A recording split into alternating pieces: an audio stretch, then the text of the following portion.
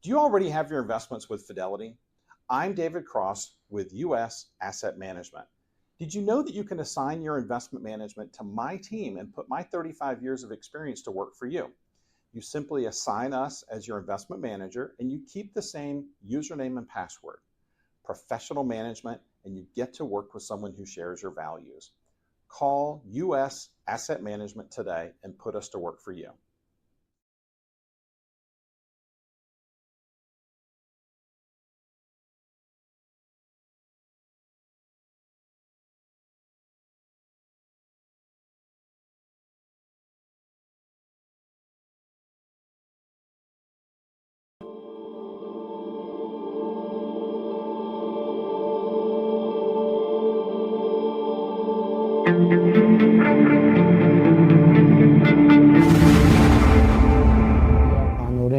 Էականորեն զարգացնում ենք եւ կարեւորում ենք Ռուսաստանի Դաշնության հետ մեր հարաբերությունները եւ նաեւ ես բազմիցս եմ ասել, որ մեր հարաբերությունները Ռուսաստանի հետ գտնվում են տրանսֆորմացիայի փուլում։ Տրանսֆորմացիայի փուլը ես համարում եմ պոզիտիվ, որովհետեւ այո, այս նոր իրադրության պայմաններում Ռուսաստանի հետ մենք հաստատում ենք նոր հարաբերություններ եւ ես համոզված եմ, որ մենք այդ գործում կհաջողենք, այդ թվում այն պատճառով, որ Ռուսաստանի հետ մեր հարաբերությունները բաց են, անկեղծ են, մենք ոչ մի մութ անկյուն չենք պահել այդ հարաբերություններում, նաեւ ուզում եմ ասել, որ Եվրասիական տնտեսական միության մեջ մենք աշխատում ենք եւ շարունակելու ենք աշխատել մինչեւ այն պահը, երբ այլևս ընտրություն կատարելը Եվրամիության եւ Եվրասիական տնտեսական միության միջև կլինի անխուսափելի։ Իսկ որոշումը բնականաբար պետք է կայացնի Հայաստանի Հանրապետության ժողովուրդը հանրաքվեով, որ պահին տեղի կունենա այդ հանրաքվեն, սա էլ է շատ էական հարց, համենայն դեպս մինչև այն պահը, երբ Հայաստանը չի դիմել պաշտոնապես Եվրամիությանը, Եվրոպական միությանը անդամագրվելու համար կամ Եվրամիության անդամության տեխնացուի կարգավիճակին շատ մոտ չէ, որևէ հանրաքվե անելը անտրամաբանական է, ինչու, որովհետև ըստ էության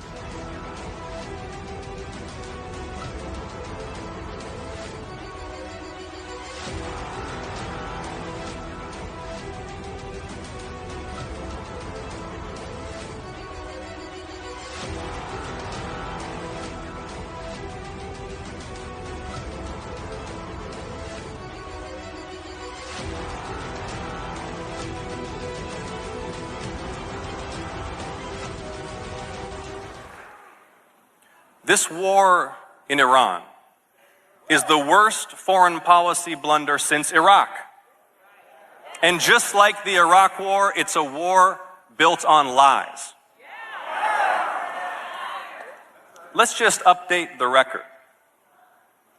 On day one of the war, day one, the president said it was running ahead of schedule. On day 10, he said it was very complete. Day 21, getting very close. Day 32, leaving very soon. On day 39, the President of the United States said a whole civilization will die tonight. And on the next day, day 40, he declared total and complete victory. Day 67, great progress. Day 79, the clock is ticking. Today is day 92. And on day 92, Iran's ballistic missiles and drones have not been destroyed. The Strait of Hormuz, which was open before the war, is still closed. The regime is intact, along with its stockpile of highly enriched uranium. A stockpile Iran only built after President Trump shredded President Obama's Iran deal. You remember that? Kérjük, hogy még maradjon a kőben. Biztonságövőkkel becsatolva egészen addig még az erőautójelzés világítás repülőgépnek a végleges parkolóhelyre beállt.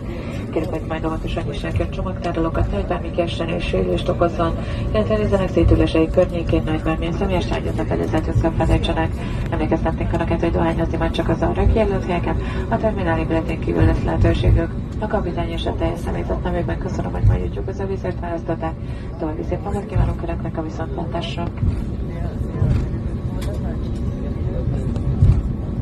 In Jerusalem, for instance, and throughout the West Bank, policies limiting residency rights, restricting movement, and facilitating settler expansion steadily undermine the continuity of Christian communities and institutions. Families are separated by permit systems. Young people face shrinking economic opportunities, and entire communities are pressured into immigration simply to secure a dignified future. Over years, there has been a visible increase in attacks on churches, cemeteries, clergy, monasteries, and Christian property by settler groups, often under the protection or indifference of the army and police. This is not started after the 7th of October. It happened much earlier. It happened before. So these incidents include vandalism and attacks of church property, spitting on clergy, denying visa or staying permits, or permits to enter Jerusalem, because we need a permit to enter Jerusalem, and even expelling clergy outside the country. The atmosphere of impunity surrounding them. Palestinian Christians and church leaders repeatedly note that perpetrators are rarely held accountable. And this is, again, since the beginning of the occupation. Last year, more than 60 physical attacks on churches, cemeteries, on clergy, where there was vandalism, attacking also clergy because of their clothes sometimes. I mean, the whole world saw 2 weeks ago the attack on this nun by an Israeli Jewish settler who hit her hard, throw her on the ground. The same happened to some also families in other places where the settlers, they attack them, they steal their sheep, they steal their kettles, they throw cocktail Molotovs on their apartments, burn their cars. I mean, in some places it happens on a daily basis, like at Taiba, for instance. At Taiba, which is a small Christian community, around 2,000 people. They live there. Christians live in Taiba. The attacks are happened on daily basis. אני מכיר אותך, אתה מן הסתם צועד ומסתכל ותומך ומתלהב ממה שאתה רואה, אבל אתה גם אומר, חברים בואו הביתה. תראה, מדינת ישראל היא הבית של העם היהודי כולו. הביטחון גם של היהודים כאן נשען על עוצמתה וביטחונה של מדינת ישראל, אבל חד משמעית אין מקום יותר טוב לחיות בו. אני מזכיר, אנחנו גם נתנים עכשיו 5 שנים פטור מלא ממס לעולים חדשים שעלו השנה ב-2026 למדינת ישראל. חלק מכאן...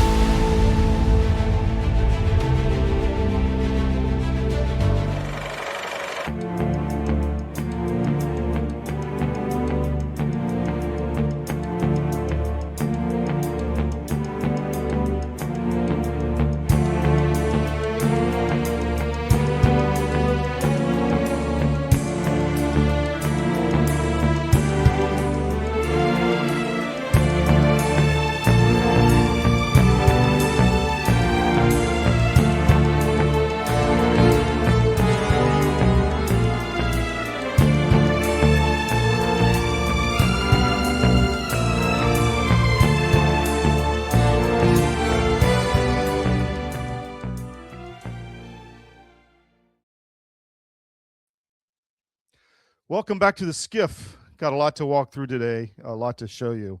The war is continuing. We got the back and forth overnight, tit for tat in the Gulf. U.S. struck Iranian positions, radar installations, etc., and Iran sent back ballistic missiles and drones towards a Kuwaiti air base where American troops were stationed. So the war is continuing. What does that have to do with the markets and the approaching election? The election is getting closer. I want to say hello to the crew in the chat. Thanks for so much for the engagement and the spreading of the comments everywhere. I love it. Thank you so much. Check out whatfinger.com, great aggregator site that posts a lot of our content. We will be refocusing, because there's been so much going on, we'll be refocusing on the Christian persecution story and the Christian destruction of Christianity around the world. We'll be back in Beirut here in a few weeks, planning that trip as we speak. And you saw Armenian President or Prime Minister Pashinyan basically destroying Christian heritage, saying he wants to be part of the EU, which is definitely not Christian. So this is an ongoing thing that we're going to be out front in or on, and so stay tuned to that. All right, Tom Teague is going to join us in the second segment here to talk about the markets. What does this have to do with the financial markets, geopolitics, and his thoughts on the election? And in the second hour, I've got the Eurobytes team that's going to give us an update of Germany and the UK, which is not doing well. Let's just put it that way. So much going on, so much to talk about. Stay with us. Well, let's do the mission brief real quick. I'm your host, Todd Wood. Today is June 1st. This is your mission brief. U.S. and Iran trade strikes in the Middle East. Flock safety cameras watching you. I meant to say that. We're going to focus on the surveillance state going forward, and the flock safety cameras are everywhere. They're tracking license plates, and it's supposed to be for criminal activity, but now they're using it to verify school districts. They're using it for all kind of things it's not meant for non-criminal uses. It's not cool. It's complete police surveillance state. They're installing them on the highway, in work cones and all kind of stuff. So it's not good. We're going to stay on there. They're a Georgia-based company, so we're going to be maybe even visiting their headquarters and talking to them about what they're doing. Maritime exclusion zone in Alaska, another story we're developing. Alaska, Siberian cooperation and economics up there. The Colombian election, Roger Stone's been all over that for us, and defense industrialization is ongoing. All right. Got Tom Teague in the next segment. Stay with us. We'll be right back on the SCIF.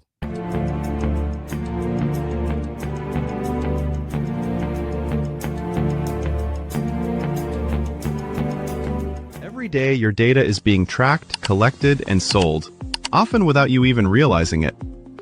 Big tech companies control your devices, your apps, and the information you share. From your messages to your browsing habits, everything is being monitored and stored. Over time, we've traded privacy for convenience, and most people don't even question it. But what if you could take that control back? That's where Mark 37 comes in. Mark 37 provides privacy-focused phones, laptops, and tablets designed to give you full control over your digital life. With secure systems, expert support, and simple tools, they make it easier to step away from constant tracking and data collection. Because privacy isn't just a feature, it's a fundamental choice. It's about protecting your data, your freedom, and your future. Take back control of your digital life with Mark 37. A warm welcome here at the National Press Club. Welcome to the journalists, welcome to the Embraer team, and welcome to the other guests that we have here. I'm going to announce, and as some of you guessed it right when they came in, the first E2 order by an American operator. And that operator is Avello. We believe this is really a strategic shift to unlock profitability for the customer. I'm very pleased that we have Andrew Levy here as the CEO of Avello, and I'm very pleased to give the stage to share a little bit more about what Avello is going to do with the E2 195. Thank you very much. Couldn't be more excited to be here as part of this historic announcement. We have such a great cultural fit as companies, so we're very, very excited to be Embraer's newest customer. We launched our airline in April of 21, and our target is focusing on small secondary airports of large metro areas. We've carried over 8 million customers since we started on 63,000 flights. And we've done all these things with 1,200 of the greatest crew members I could ever imagine having, and many of them are here with me today. This is the right airplane for us. It's going to open up opportunities for us that no other aircraft can serve. The best thing about the airplane, of course, is you will not find a middle seat on this airplane. It doesn't exist. We won't have any to offer. It's going to be the best cabin in the United States, and we're so excited about that. This is going to elevate our experience to the highest level, and we think our customers are absolutely going to love the airplane.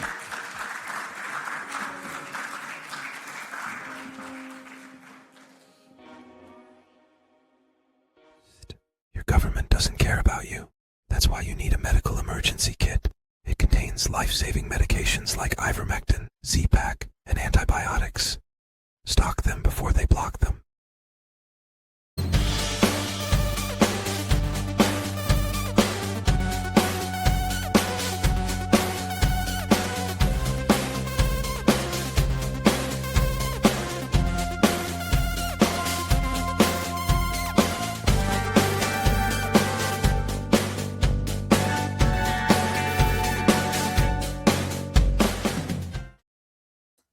All right, welcome back to the SCIF. Thanks for joining us today. We are on CDM_press on X, CDM1 on Rumble, and please subscribe to our YouTube channel. Go there, CDM, and hit us up there. And check out all the different sites on the top menu on cdm.press. And also, we need you to sign up for our no ad subscriptions. If you go to my.cdm.press and check out the site, you get access to all of our content with no ads. I mean, people, I had several come through last night. People love it. You can pay $100 a year or $10 a month. It's great support for us, and it gives you something, and which is a real benefit. People don't like ads, but we have to serve ads to make money. But if you don't want to see them, you can pay us $10 a month. It's not much. A couple cups of coffee, as they say. And you get access to everything with no pop-ups, no display ads on your phone, mobile, anything. You can scroll all around the network and see everything, and no ads. So check us out. Please support us that way.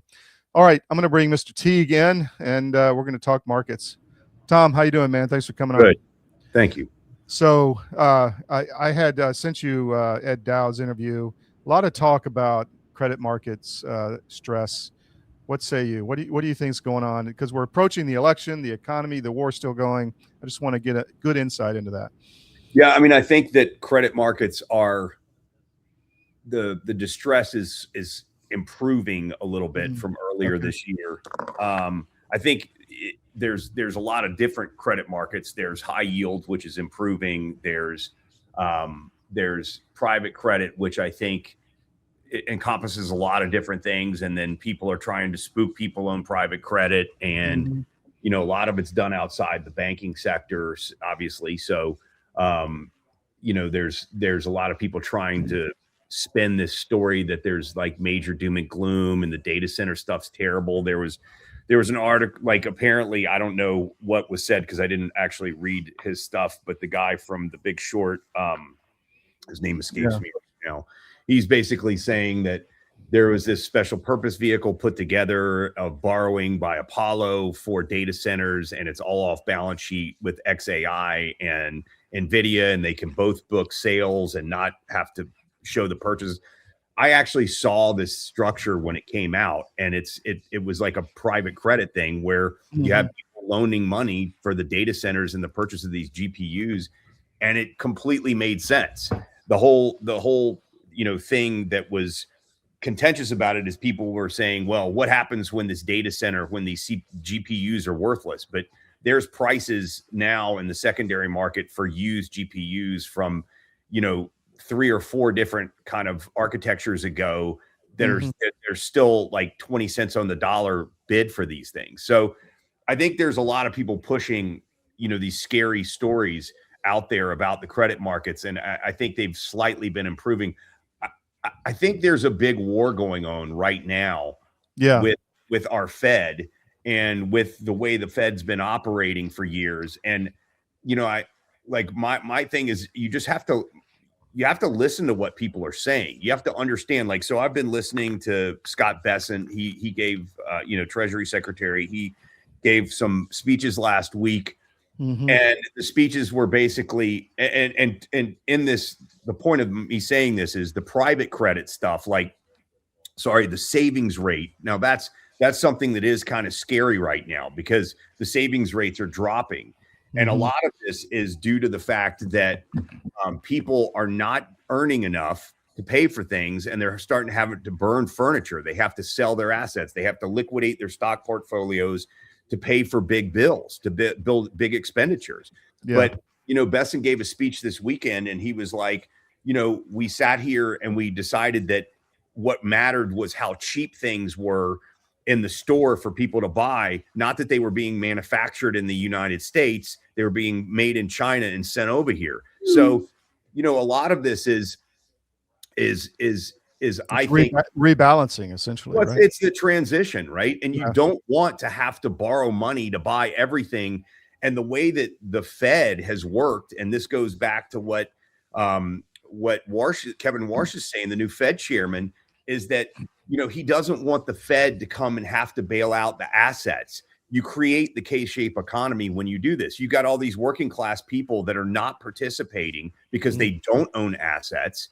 And every time the economy starts heating up, Powell and his Fed were like, oh, this is inflationary, and they would stop it. So people weren't able to accumulate enough during that time that they could start saving and start building assets. So that was the creation of this K-shaped economy. And I think you've got this old school of thought. And frankly, I don't think these guys are like good guys that think the wrong way. I think it's part of this globalist thing that they wanted people to end up consuming less.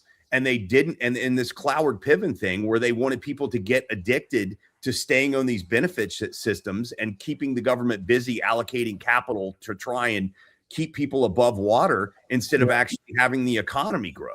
And I think that whole transition is happening. Definitely. Let me ask you, the Clarity Act is, Jamie Dimon went off on Coinbase overnight saying that, he's not going to let this Clarity Act pass where people can earn interest on stable coins. There's a big war going on there too, right? To the big banks for sure, right? Yeah. Because big banks sit on people's deposits and they don't pay them anything for it. Yeah. Right. And the whole plan is, and that's where banks get a lot of their funding, right? Mm-hmm. So the whole plan is if you have cash just sitting in an account there's like $6 trillion of euro dollars outstanding. So if Besant says to Europe, hey, listen, we're not going to give you liquidity if you don't invest in a stable coin that's backed by US Treasury bills, right? Then we're not going to bail you out when there's a crisis. We're not going to give you liquidity. And they always do this when there's like some kind of liquidity crisis. You read about it like, the Fed decides that they're going to give liquidity in dollars to these other central banks overseas, right? They did it when they had this pension problem in the UK, I think last year or 2 years ago. Well, they did it for the UAE during the recent crisis, I think. There was a swap line set up, I think. Yeah. Well, they did it for Argentina. They got paid back. I mean, and sometimes it's not a bad thing in principle, but if you can urge them or exhort them to say, I want you to buy US dollar stable coins, this is going to compete with banks these major banks in a very big way, because people will be able to then have interest paid to them to just have dollars sitting in accounts because it's going to be backed by a treasury, like a forward, right? That's what bills are, right? So I'm sure Jamie Dimon's up and down screaming because this is not good for his business. And well, it's the whole banking sector I still get pissed off when I, go to dinner and I've been traveling and use the card like 50 times during the day, and then they decline my card at dinner because of fraud. Well, let me just say this: 2 guys in the Senate, Cornyn, and Tillis, they're both on the finance committee. Yeah. Right. There you go. Right. There you go. There you go. So does that have an impact on savings? Maybe people are putting money in crypto instead of at the banks. Does that impact that number? I mean, no, it shouldn't, because savings encompass a lot of different things, right? Mm-hmm. But I think what's happening is I think there's real capital being pulled out of savings. It's called drawing down the buffer. And people are having to liquidate their savings. They're having to take their, stocks that have appreciated and pay for things because it's very expensive to live. And people's jobs and their salaries are not catching up. And the other thing that you're seeing in this economy, which the Fed, again, is the old Fed is failing to see, is there's a lot of jobs at the top level that are going away. And this is what AI is doing. And it's going to happen. It's not that like, if we don't do it and the Chinese do it, no one's going to use AI. Everyone's going to use AI. It's just an economic transformation, right? It's the same kind of thing that but it's a real thing that's actually happening. Unlike, tariffs are going to cause massive inflation, right? It's just people see based on their political alignment, they see what they want to see, right? And I think what's going on right now, there were a lot of people working for USAID. There were a lot of people working for government, and they were getting paid ridiculous amounts of money to do that, right? Those jobs are now disappearing for a number of reasons, right? One is we don't have the money to continue giving that to a cost center that's not really doing anything. They're not profit centers. All these NGOs that were getting money from the government and USAID, the whole DEI complex, it was money coming from taxpayers, from the government, paying people who were not creating anything. They were just paying themselves, right? It's lib girl magic. Yes, correct. Well, that's over, but because of that, there's a shift, and I think you've got to listen to people like in the economy of, or you have to listen to people like Besant and Warsh, who are now in control, who are basically saying, this is not going to be the way we go forward. The way we go forward is we're going to have a strong domestic economy with manufacturing jobs, with real jobs that produce things. And that's how we're going to get out of it. And Trump's saying it too. He's like, we're going to grow our way out of our debt. And that's the only thing you can do. And if you look at Europe, they're not growing their way out of their debt. They're just standing still, and now they're burning furniture. I think this this theory that the reason they're pushing, besides other reasons, the Ukraine war is that they stole everything from the European people. They destroyed their industry. And they destroyed their energy. And so they have to have a war or they're gone. So this is very simple over there, Yeah, I think that's just silly. I mean, it's not like it's going to be like World War II. I mean, they were some of the most powerful countries in the world. Now they're not. They don't have the military. And, I think Russia, a lot of people run around and say Russia is so weak and they didn't take Ukraine. Russia's been very, what's the right word? Russia's been very reserved exactly about how they've dealt with Ukraine. And I think they're getting to a point now that they're getting ready to unleash hell on Kiev. Because it also may be Brussels, to be honest. I mean, they're seriously looking at. Is that your methylene blue? It is. Busted. Yeah. Well, it's good. It is good. What about, I'm seeing a lot of, I guess, pushback, not on AI data centers, but on the fact that they, in the narratives, they went in and they built the internet, then they stole everything off the internet and put it in AI. And now they want us to pay them to get it back, like arts and all this, creativity. And do you think these lawsuits, these copyright lawsuits, have a leg for these AI companies? Potentially. I mean, I don't know. We'll see. I mean, it just depends who's hearing the case. The country is so divided. If it's a judge on the left, he's going to say, well, of course you have to pay these guys because I hate AI. And AI for me is the big truth teller, right? You can literally go and debunk stuff that people say in seconds and get like an incredible, cachet of information about any subject. That you want to see. And like last week, the Post ran an article about Cornyn and how because Paxton won, now they're going to have to spend all this money and it's going to go away from the other Senate, leaders that need the money. Well, the Washington Post blatantly lied and didn't say that Cornyn spent $100 million to Paxton's 10, right? Yeah. So you don't need to do that for a primary, right? And that wasn't his money. It came from the Senate, I'm sure. Right. So they wasted the money. And can anyone tell me like what the voting difference would be between those two guys, right? Well, then when you dig into that and you can do it with AI, you start looking and you're like, I see Cornyn's on the SSCI and Cornyn's on the finance committee. And Cornyn's holding back Trump's appointees that he wants to get, like his interim appointees that he wants to fill jobs. So he can't do anything. So in my opinion, this was a big spotlight on the fact that the Republican senators, not all of them, but many of them have been obstructing Trump since day one. And they are basically in there to try and screw up what he's trying to do, right? And like that is the read through on that. But that's like what AI can tell you. I don't think we realize what a big win that was over Cornyn. I mean, that's like the cornerstone of the deep state being pulled out of the Senate. Of course, there's still others left. Well, that was a huge one. There's still a lot of Republicans that are the Bush Republicans.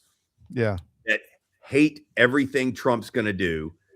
And I hear some of them because I know some of them as friends, and they're like, Trump's got to put out this $250 bill. He's going to build this arch. He's building a ballroom. It has nothing to do with it. It has, in my opinion, it has to do with We like people working like slaves in this country. We like the fact that margins are so big across many businesses because we import everything from China. We like the system as we created it, and we don't want it to change. And anything short of that is unacceptable. And and I think that that's really what's going on. But for me, last week was an eye opener to see how hard these guys were fighting against Paxton coming in, when if you think about it on paper, they would vote the same 90% of the time, right? It's the stuff behind the scenes that they were doing. They're worried about. Yeah. Yeah, correct. And he's a cornerstone. And, you look at it's like the SAVE Act, right? Like that's what I was going to say. Right? Like the filibuster. This is an 80% approval. And they're not doing it. Why are they not doing it? Because they're afraid Trump's going to get his agenda done. And it's not the $250 bill. It's about bringing the forgotten men and women back into the economy of this country. And you listen to Besant, you listen to Warsh, they're all singing from the same hymn book. And I don't like somebody, they could tell me, oh, well, that's bad. Inflation's bad. If you go back to like during Volcker, which a lot of these guys love because Volcker supposedly fought the dragon of inflation. That dragon was created by Iran's revolution when we stopped getting oil. And that supply shock caused inflation to come. As a result of Volcker raising rates so dramatically, oil didn't start dropping till later. That's when inflation dropped. But we had 10% unemployment. That is a generational problem. We stopped manufacturing stuff in our country after that period. So that hurt us in a productivity sense in a very long-term way. It made a lot of people rich because we got everything from a cheaper producer. But now we've run up so much debt, we're paying for it. And people didn't have savings. They didn't have jobs during that time. We hollowed out the entire center of America. And I think you're exactly correct. And we're paying the bill for it. But I think also what they don't want to change is the election fraud system they have set up where they can dictate who gets in. Correct. How it all works. It's the and union nobody party. will investigate it. No. Yeah. What do you think of the war? Do you think this is going to get resolved? I don't think it's there's so many different things going on. I hope it does. I feel like that the Iranians in some weird way want Trump to commit troops and go in there so that they get out of there. I think he's trying to balance this. I think there's a lot of things, going on right now that we don't really know about, a lot of connections to other things. I think, there might be some sense of like, if we can stop these proxies between China, Russia, and the US, I think Trump's sort of cutting out Europe from this because they've sort of tacitly supported Iran, that like not wanting to help out in any way, not wanting to really take a stand against Iran. I think it's because, they're sort of comfortable with that country. They probably sell a lot of stuff in Europe to Iran, and in terms of like services and engineering companies, all this stuff, building. But I think that Trump's trying to be calm about it, and hopefully there's definitely, I think, a part of the Iran regime that wants to move forward and wants to sort of exist going forward. And then there's part of them that are hardliners who are willing to die, and he's got to deal with that, right? Yeah. It's fascinating. What about the markets? How do you see the underpinnings of the market right now? Well, I mean, I think markets generally are, probably, pretty good. A lot of the rallies that we've had has been really in AI. That's the part of the economy that's growing. Housing's still stuck. Bonds are still stuck. And I think what you have to look at is, I think like a couple of weeks ago, we started pricing in like a 70% chance of a rate increase this year. The stock market, I think, is one, reacting to AI, and that's what's going on. But to have the broad-based rally, I think we're going to have to. I think this morning the rate increase chances went down to 48%.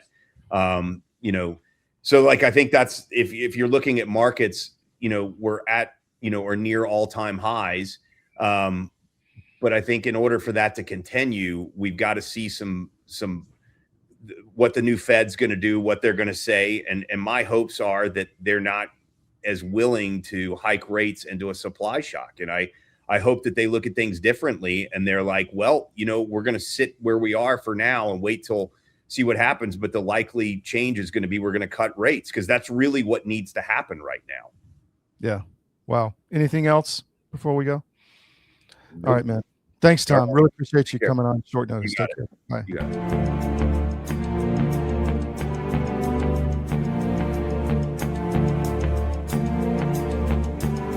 Every day, your data is being tracked, collected, and sold, often without you even realizing it. Big tech companies control your devices, your apps, and the information you share. From your messages to your browsing habits, everything is being monitored and stored. Over time, we've traded privacy for convenience, and most people don't even question it. But what if you could take that control back? That's where Mark 37 comes in. Mark 37 provides privacy-focused phones, laptops, and tablets designed to give you full control over your digital life. With secure systems, expert support, and simple tools, they make it easier to step away from constant tracking and data collection. Because privacy isn't just a feature, it's a fundamental choice. It's about protecting your data, your freedom, and your future. Take back control of your digital life with Mark 37. And by the way, I wanted to say I'm starting my journey with Sean. I'm going to be getting a Ghost phone and then upgrading to a Ghost computer soon, because I am going to unplug for the Matrix. And you can follow me along on my journey. So mark37.com/CDM is where you want to go to do that. Find the webinar, sign up for the webinar, and learn everything you need to know to get started. And then you can also sign up for a free 30-minute consultation on privacy there at mark37.com/CDM. But I'm looking forward to it, and I have been worried about privacy for some time. So I'm going to be taking the plunge and changing my life and unplugging from the Matrix, and I'm really looking forward to it. So maybe you can join me. If you haven't noticed, gold has reached a new high, all-time highs actually, and keeps going up every day. Why is that? It's because precious metals are a long-time historical store of value. And if you own a portfolio and you have assets in the fiat currencies, i.e. stocks, bonds, cash, or whatever, you're vulnerable to hyperinflation, which is coming as our debt explodes another trillion every 90 days. It's really scary. So how do you protect yourself? Go to Advisor Metals. If you look on any of our cdm.press sites, about halfway down, there's an ad for Advisor Metals. Click on it, fill out the form for your contact info, and Ira Bishotsky will contact you and talk to you. It's an easy conversation. There's no sales pitch. He's completely verified by us. He has a regulatory background we've checked into. We've checked with his bankers. We've checked with his IRA custodians for metals, and we can highly recommend Advisor Metals and IRA. So go to Advisor Metals. If you call them directly, tell them we sent you at CDM, and he'll definitely take care of you. But protect your portfolio, because you really need to. It's coming. Thank you. Your government doesn't care about you. That's why you need a medical emergency kit. It contains life-saving medications like ivermectin, Z-Pak, and antibiotics. Stock them before they block them. Do you already have your investments with Fidelity? I'm David Cross with U.S. Asset Management. Did you know that you can assign your investment management to my team and put my 35 years of experience to work for you? You simply assign us as your investment manager, and you keep the same username and password. Professional management, and you get to work with someone who shares your values. Call U.S. Asset Management today and put us to work for you.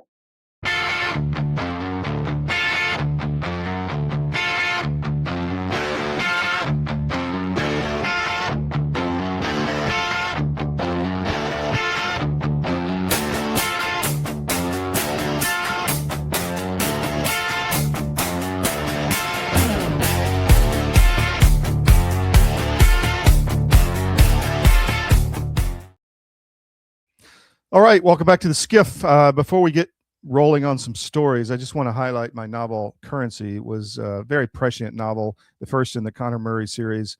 It's still extremely prescient. Everything that I wrote about in there is still ongoing as we speak. So Currency, anywhere books are sold online. You can get copies also directly at historyofbooks.com, which is our joint venture publisher we have with History of Books, Vindicta Publishing. And so check out them as well. But if you love the two kind of, comments I get from people are, I stayed up all night to read it and it should be a movie. That feeling of just not wanting to stop reading at 2 a.m. You get a kind of an education in finance without even knowing it. And also, if you love history, if you love the Caribbean, if you love, it's got everything from pirates to romance to international travel to thrillers. So check it out, Currency, the first in the Connor Murray series. Let's talk about a few stories. U.S. defends itself in threats from Iranian aggression, hit some radar sites and other areas this morning in the Gulf. And Iran responded with a ballistic missile strike on Kuwait, where U.S. troops were stationed. I think the interceptors stopped those missiles from coming in, but this war is still very tense. And I also read that about 70 ships have gone through the strait with U.S. naval escort on the Omanian side of the strait. So this is important, and that means oil is getting out, and some of the backlog is getting released for global supplies. So that is fantastic. So, but the war is continuing, and we don't know where it's going to go. Trump is being patient, as Tom Teague says, and we'll see if we can get some kind of resolution, which would be great prior to the election. But we will see. All right, next story I want to make you aware of. This one was on G-Captain this morning. I love this. Absolutely love this. Build the first Donald J. Trump Maritime Prosperity Zone in Alaska. So this is a map of the old Russian Empire in Alaska, the Tsarist settlements. We will be focusing on Alaska. I have a Master of Science from the University of Alaska in Anchorage in engineering management. I spent 3 years at Elmendorf Air Force Base. I have a lot of time up there. And I've always been fascinated with the economic cooperation with Russia. And you can see the top left in that, Ruskaya America, Russian America. All of this connection is still there in various ways. We're going to go explore some of the history this summer likely and explore some of the possible contacts with the Russian Federation as far as economic contacts are concerned. So we're very focused on that, and we will be continuing to look at that. So stay tuned. But this article is up on CDM. Another one, Commander Salamander is always fantastic. The hard math of big wars. We need more ships. We need more equipment. We need more industrial capacity. And I just got a comment from D. Yes, it draws you in and a really great read, Currency. Thank you much, D. Really appreciate that. So check this one out from Commander Salamander. He's a fantastic author, one of our great contributors on armedforces.press, and I also do the Pacific Sit Rep with him. Just did one recently on naval matters and kind of discussion in that area. So check out Pacific Sit Rep on our podcast on armedforces.press. But this article is very good about what is needed in naval shipbuilding and other areas of getting ready for any kind of peer-to-peer conflict. So that one's a biggie. All right. In Miami, the Colombian populist movement. Why El Tigre is the candidate feared by the establishment. So we have an election in Colombia. We're going to have Camilo Uriano in on the show Thursday or Friday to talk about that election. It's going to a runoff, but we'll get the straight scoop from Camilo later in the week.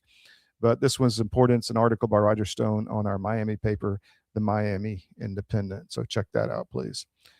This one is big. All right, so we're going to be focusing on surveillance. Flock Safety is a company in Atlanta, and they are, I looked into the ownership. They're essentially owned by a lot of VC firms now. The founders have been pushed out of control pretty much.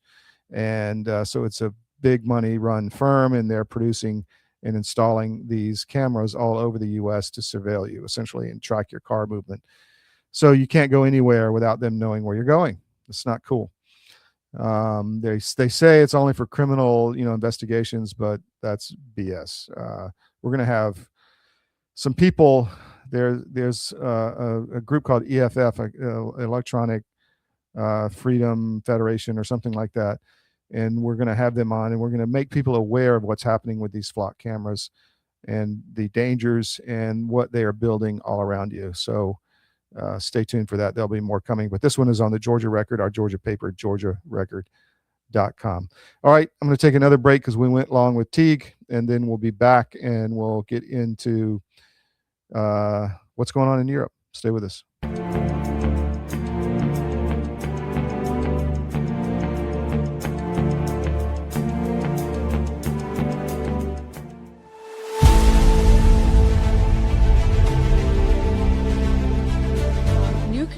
wasn't a product that was developed and to sell, really. What it really was a journey to get me well after my experience trying to immigrate and get married to an American citizen in order to get my green card.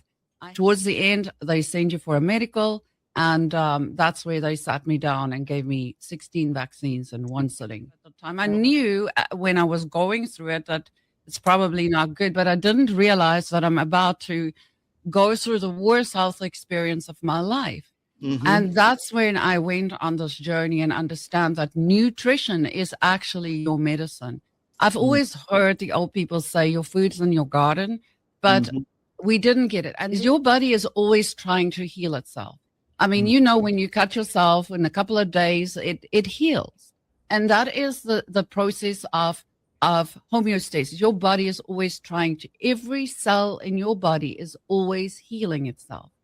And just like anything, if you bake a cake or you build a house, you need the right ingredients to achieve the result.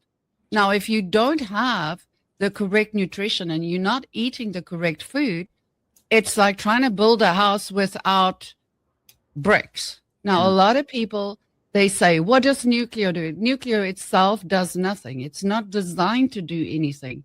Your body does the work. It gives your body all the things it needs balanced in, and it works together to deliver the correct nutritional supplement that you need as a human being to function normally. It's finally here, our second annual mega sale. This sale only comes around once a year, so take advantage of the best offers ever while you can. For example, save 50% on our Giza Dream bed sheets, as low as $29.98. And for the first time ever on TV, MyPillow mattresses and MyPillow mattress toppers, as low as $99.98.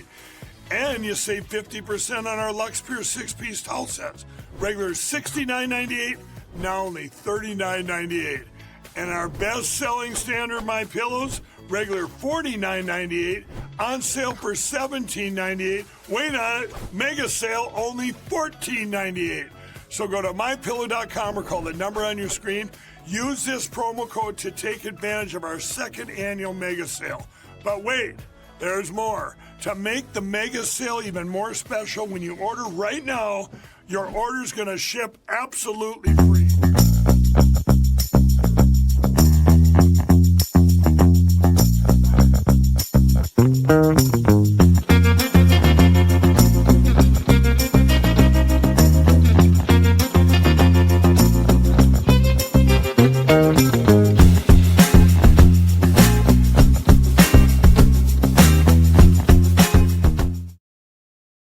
Welcome back to the SCIF. I just wanted to highlight mark37.com. That's mark37.com/CDM. Go there, sign up for their webinar, and you will become educated. It's free. You can sign up also for a free 30-minute privacy discussion or consultation, and start the journey to get out of the matrix. It's going to get worse and worse with all this surveillance, and we need to be smart on how we operate as a movement and try to reduce as much as possible what they're trying to do. So mark37.com/CDM, and I'll be getting my new phone soon, and I will show it to you. So anyway, mark37.com/CDM. That last part is important, the /CDM part. I want to also bring up our book list. I talked about my book Currency, but if you go to our business and New York paper, the Manhattan.press, go to the top menu and look at the Manhattan bestsellers on the right. This is the best bestseller list for books out there. The first two lines are editor's picks, but if you can scroll a little bit down, you'll see all these different I guess sections or categories of books. This one is adult nonfiction, for instance. Now we just had the latest update on this, so it is there's a little bit of delay because we got to get all the numbers in, but this is as of May 16th. So if you want to buy Money Unlocked, which is adult nonfiction book, just click on it, check out, add to cart, and you'll be sent to the CDM bookstore, and you can order that book. And you can go to the top and order any book you need for school, for business, for a trip, whatever, a book you just heard of. Buy it from us. Don't buy it from Amazon. And you pay us, it's usually like $1.50 or something we get per book you buy. So please do that instead of paying Amazon the money. And let's look at the other sections. Adult fiction, politics. Now, these are just the best-selling books. It's not anything to do with bias. There's liberal books on here. History, young adult fiction and nonfiction, children's fiction and nonfiction. The best bestsellers book out there, the Manhattan bestseller list, excuse me. So check that out, and thank you for doing that. All right, we're going to now go to Eurobytes. We just taped a new episode. I think you'll really enjoy this. Let me get to the right one. Here we go. So Eurobytes, and I think you'll enjoy this episode on what's happening in Germany and in the UK. So here we go. Good evening, ladies and gentlemen, and welcome to another episode of Eurobytes. This is our May 27th, 2026 episode. Today we're joined by Todd and Christian. Fabian is away. I assume he's on a well-deserved vacation. We are bringing some new European news to you, some European viewpoints as always, and I'd like to start off with Christian, who's going to share his view on the British situation that's going on right now. Keep in mind, there have been elections. Now what's going on? Yeah, so just quickly for the American viewer, an overarching theme in this podcast is the European right. Where is it? What's happening, and why is the right actually advancing? What can the US right learn? What is different? And probably if we start in the United Kingdom, I think, was it last week or week before, Todd and I had a episode, just the two of us, where we walked over the municipal elections in England and also state elections, as it were, in Scotland and Wales, where obviously Nigel Farage's Reform UK did very well. But to add to the confusion, on top of Nigel Farage's Reform, Restore UK, the split-off party from Nigel Farage, Restore UK, did very well in the one district that it ran, where it took 10 out of 10 available seats. That is remarkable for American viewers.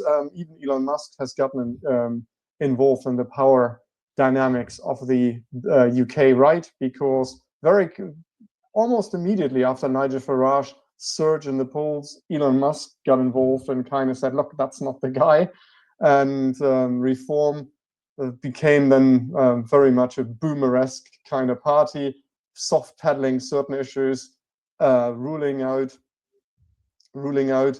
mass deportations, even for families involved in the grooming gang scandal of the mass rape of British girls. Then there was one guy who was sort of the true right, as it were, of Reform, who was then bullied out and alleged of being demented, alleged of having threatened the vice president of the Reform Party, who is a man of Bangladeshi origin.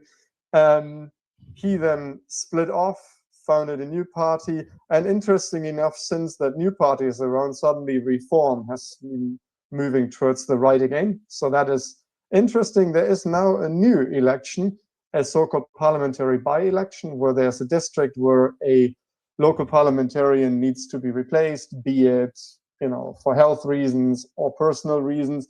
And that election is super interesting because Restore is running in that district, Reform is running in that district, but most importantly, Keir Starmer, the guy, you remember, Todd, in the last podcast I mentioned a UK comedian quipped that after the end of any nuclear war, it's just going to be Keir Starmer and a bunch of cockroaches, where the cockroaches will survive, and he will say, I will not resign. And he once more has not only survived the US ambassador Peter Mandelson on our ex-ambassador scandal, being closely affiliated with Epstein, and having found out that he actually knew about it all. Now he's even survived a disastrous electoral result. And a lot of folks rather want his want to be sitting in his chair, number 10 Downing Street, as the prime minister. But he survived the internal revolt, and now a guy is taking him on, who's actually the mayor of the UK city of Manchester, probably in terms of economic and cultural importance, the number 2 city in the United Kingdom. And the problem is, in order to take on leadership as a prime minister, you need to be represented in parliament. Now, Mr. Burnham is mayor of Manchester. He is not in the UK parliament, so he needs to run and win a seat. And it's by no means for granted that he can win that seat. Interesting footnote: Mr. Burnham is rather from is not from the centrist sort of wing, which is still plenty to the left as Starmer, but he's a bit further to the left, not hard left, but they call it soft left, but very, very socialist still by American standards. So that's what's happening in UK politics. Our prime minister made himself very unpopular once more, having survived this attempt, because Tommy Robinson, remember the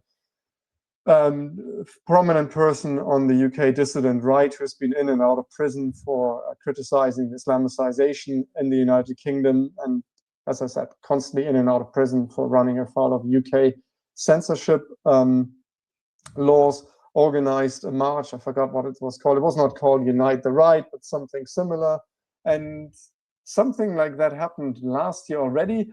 And interesting enough, the newspapers can't quite agree. Was it just 50,000? Was it 100,000? Some people even say it was 1 million, but certainly London was in a sea of Union Jacks. But yeah, so the numbers between the police and the organizers of that rally always diverge, but Keir Starmer chastised them. They're against British values. And you know what British values are. Being British is all about a value. It's not about an ethnicity, it is about a value. So that's what we're constantly being told. And then, yeah, so that's what had been happening in UK politics. So what is the result of that, Christian? I mean, is there more to come, or is it just a one-off? Or, I mean, where do the UK people sit? I mean, it's quite obvious they're destroying the country. So what are the British people going to do about it or not? Well, I mean, it is interesting. And it a lot depends on this upcoming election. So well,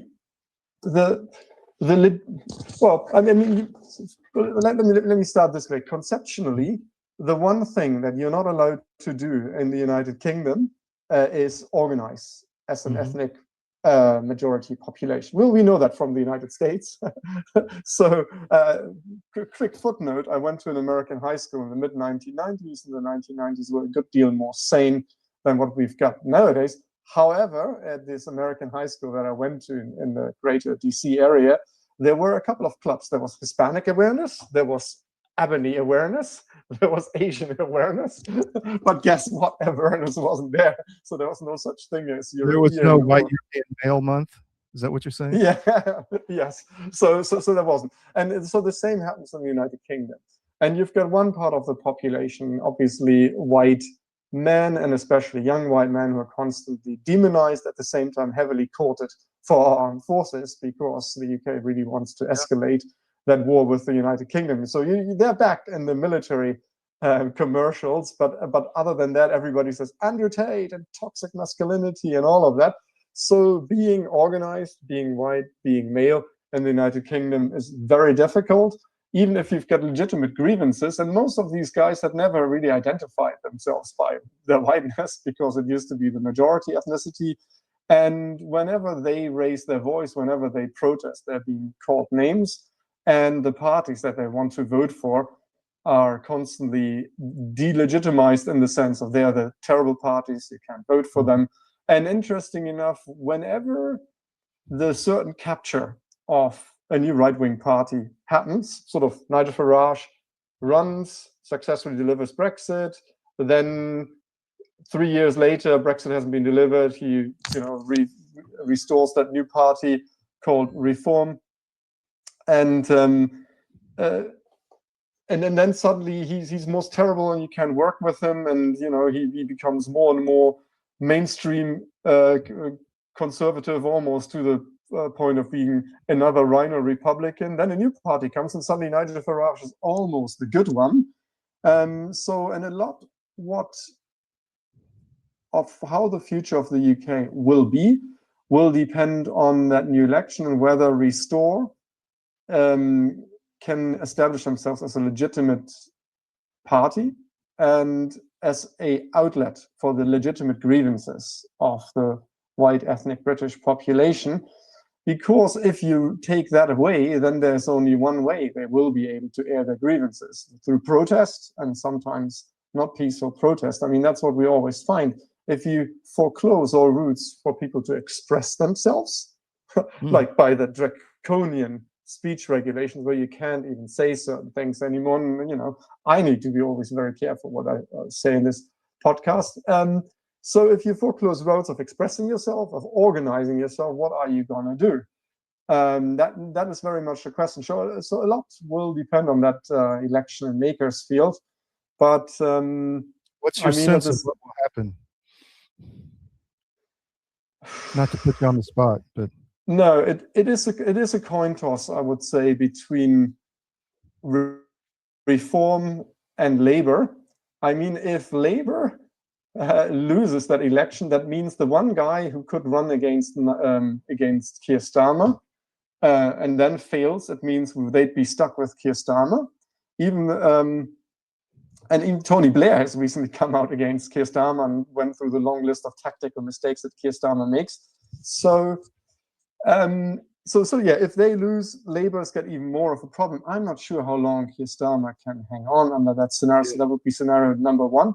If Reform wins, again, it'll trigger another leadership conflict within Labour. So I think where this all might be heading within the next 1 or 2 years, it might be the failure of the premiership of Keir Starmer and of Labour before that time, new elections, and Reform might very well be the strongest party, kept honest by a strong Restore.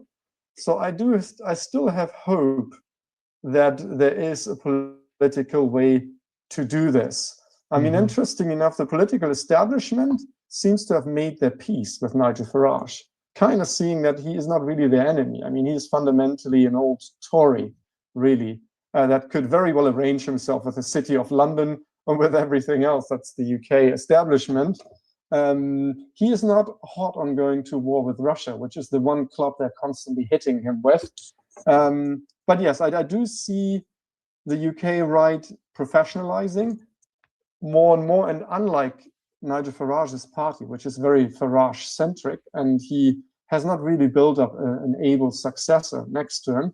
Rupert Lowe has done that, and most of his team is white, male, and around 25 to 27. So something interesting is developing there. So I think this I don't foresee massive demonstration or riots recently in Ireland. I do think the UK might actually turn the tide. That being said, it's summer, record temperatures in London, and with the summer and the seas being calm, it means thousands of young men are coming over from France that are not from France, just to clarify. Yeah. So, yeah. So interesting. Do you think Nigel did he ever have his heart in it as far as to really save Britain, or what was it? I mean, he disappeared after he got Brexit. He should have kept going and taken the prime ministership, but he very, very conspicuously disappeared. So I find that interesting. He is an interesting character. I mean, I think he fundamentally likes campaigning better than governing and leading a party, and he had set off to the United States and commentator career, and he seemed to be more at home at that. And I mean, fundamentally, as I said, he is an old Tory, 1980s kind of Thatcherite Tory that kind of believes, all we need to do is deregulating, let the markets do their thing, but fundamentally we need to stay cosmopolitan and have, tighten immigration, but make it more merit-based, whatever that means. So that's more his thing. What was all that, going to the coast and stopping the boats coming over for a while. He was into that, and then that kind of disappeared. Yeah, I mean, interesting enough, I mean, there is an excellent podcast for the viewers and listeners of this show called the Lotus Eaters. And the Lotus Eaters have been making this point for a long time, where people say, well, you know, say about Farage what you want, but he was the one actually shining a light on the small boats coming over. And that is true to a degree, but it was other people who did it, and then he took it over. So a lot of the things that he did, he took over. So I mean, it's hard to say. On the one hand, here's a guy who's from a prominent banking family and probably could have had an easier career than organizing the grind of political campaigning and all. But then again, he is also a guy who likes the limelight. So in terms of his motives, I do think there is a gut love for the country at him, but I think it is very much a Thatcherite concept, sort of economy first, it's the economy, and then fundamentally liking the internationalism. Oh, we need to be so more competitive with China and whatever then comes. So whereas, you know, see a guy like Rupert Lowe, if you look at him, even the optics are different. Here's a guy who's from a farm, who when he appears, he's more farm aesthetics. He wears, you know, one of these English wax jackets. He has his guns. He talks from a farm, and that was the pitch when he launched his campaign and launched his new party. Was all about, we need to think in generations. We need to think about us as a family, sort of very much. So I guess the critics would say blood and soil, but other people would say no, just like a somewhere and a rooted person against the anywheres of this world. Yeah. What about GBTV? Has that been really effective, or is it kind of gone Fox News? GB News, well, both. So it is the one channel that everybody watches. We can't stand all the other channels. That everybody's terrible, is what you guys have in the United States. Is MSNBC, CNN, you name it, and worse. So GB News is the least worst of it all, but obviously GB News is walking a fine line. If they do anything or platform anybody who says the wrong thing, they could have their license removed in no time. So from the moment on, they were hyper politically correct. They always had lefties in their panel, insufferable ones at that. But they are very much the Farage channel.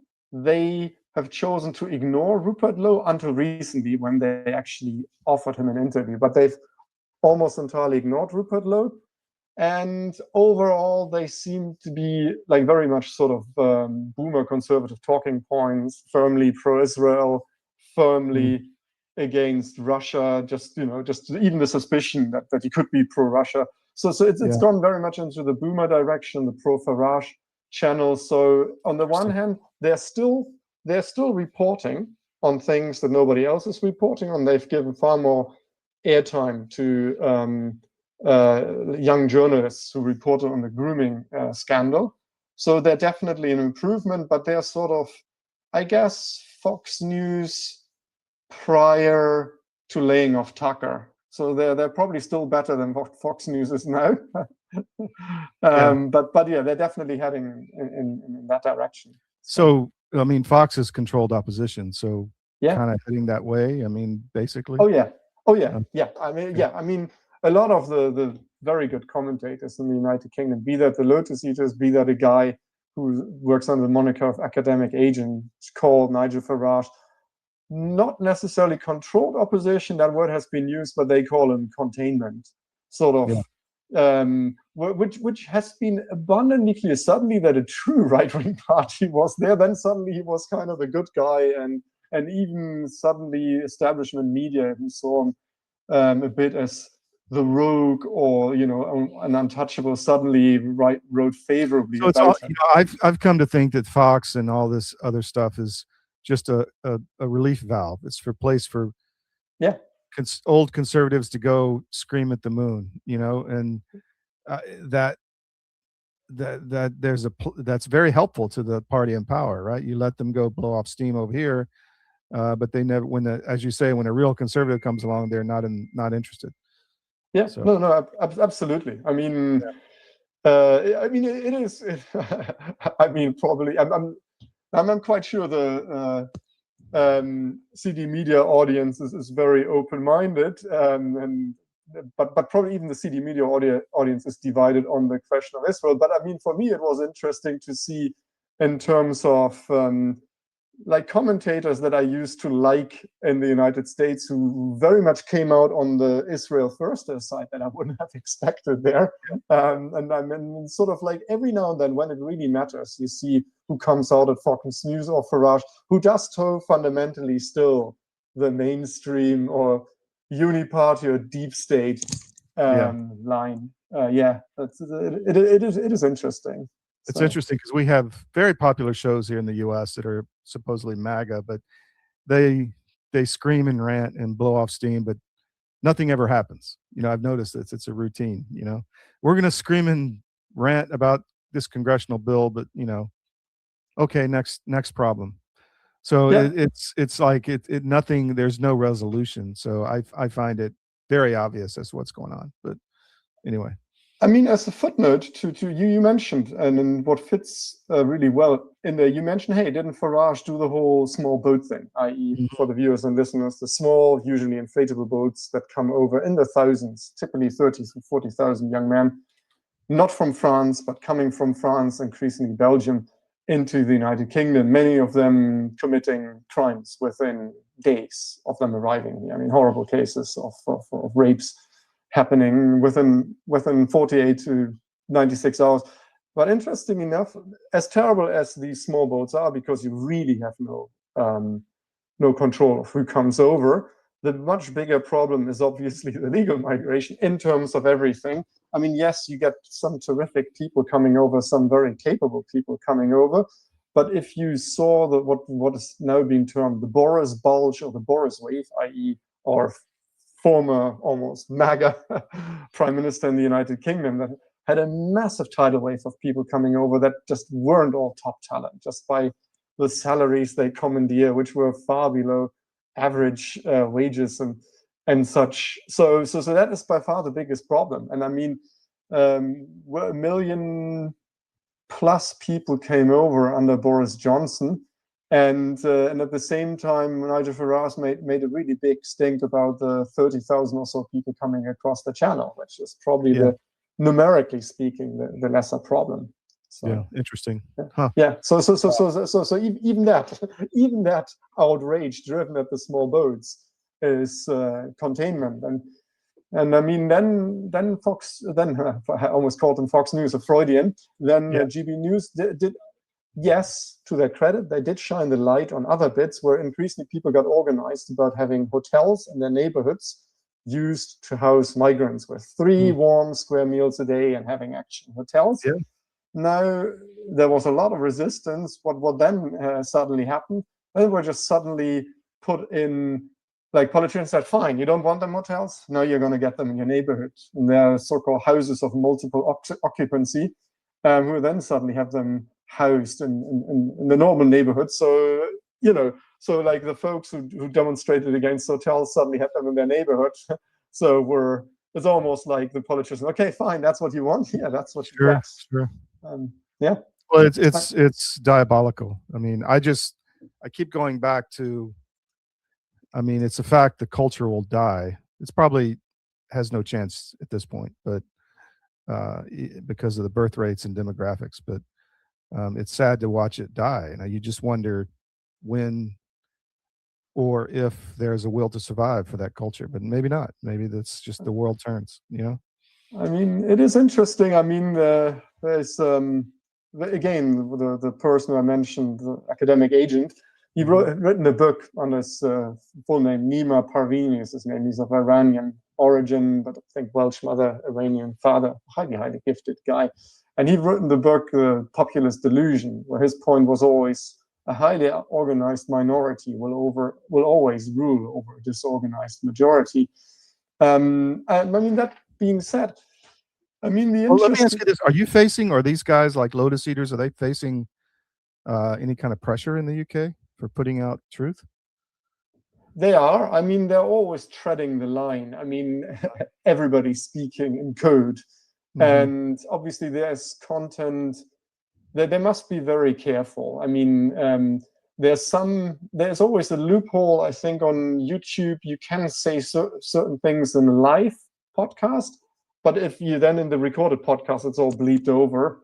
So, but they're towing the line, and they're very capable guys. I mean, they're the top talent in the UK in terms of political thinkers.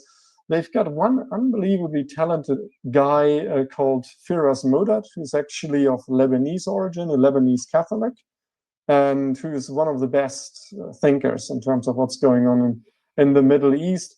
And they've got a lot of guys, and who also runs a consultancy at this bit. So they've got very, very talented guys, talented comedians who do know how to toe that line. But obviously, it's going to be a question, and then when the state will step up to be more authoritarian. And you may ask, well, how could they turn more authoritarian? And the one thing that happened to Farage before was the debanking. I mean, Farage is one of the most debanked people in the United Kingdom. So again, when I criticize Farage and say he's controlled opposition, I don't want to make light of him not having faced repercussions. I mean, he could have had an easier life. So need to backpedal a bit on that one. I mean, what you said, there is an interesting thing, and I think it's the truth across a lot of Anglo-Saxon or Western countries. I mean, we used to be such high trust societies, and we had institutions we were legitimately proud of, and particularly you Anglos always thought your court system and your jury system was something to be envied about. And interesting enough, during the time that Keir Starmer was delivered that massive, crushing electoral defeat a couple of weeks ago, he passed a law further tightening down on free speech. They passed a law to crack down on jury trials. So, I mean, even jury trials will get increasingly restricted. It seems to me that Europe, including the UK, is moving, and now there's talk of moving back into the EU. I just think it's essentially a new form of totalitarianism that's darkening the continent. So, I mean, they're clearly moving in that direction. I mean, you mentioned a judge, and then I'm going to say something very bleak, but then tie in a ray of hope. So, I mean, there was. So we were just on the jury trial, and them increasingly being abolished where they can. Then they would say, no, it's only a small subset, blah blah blah blah. Mm-hmm. But even jury trials are obviously a mixed bag in the United Kingdom, where very often people of certain ethnic or religious groups were let go because the juries didn't find them guilty because it was a trial by their peers, and if their peers happened to be in a powerhouse. So there's that. But there was a scandalous judgment passed in the UK, I think two weeks ago, last week, where a teenage girl, I think 12 or so, was raped by two migrants who filmed each other doing that, and they got off. The judge let them go, saying, newly arrived, he didn't want to ruin their life, blah, blah, blah. All right, I'm going to cut that interview off there. You can find it on our Rumble channel, CDM1, and YouTube later today. Lucas actually comes back in that interview, and the German part of the discussion happens. But really love our insight directly from Europe on Eurobytes. You can find that podcast anywhere podcasts are, and also, as I said, on our Rumble and YouTube channels. All right, so thank you for today. Thanks for joining us. We'll be back tomorrow. Got some great guests. I got Pete Blaber coming, Brent Beecham, the NRA. I got some people out in Arizona on some veterans issues. We got a lot of good speakers coming up this week, so stay with us. We'll be back tomorrow, 10 to noon, Monday through Friday on the SCIF. Please sign up for our no-ad subscriptions. Do it right now if you haven't done that before. And also, if you're not subscribed to our YouTube channel or X, CDM on YouTube, CDM_press on X, please go do that right now. All right, we'll see you tomorrow. Thank you for your time.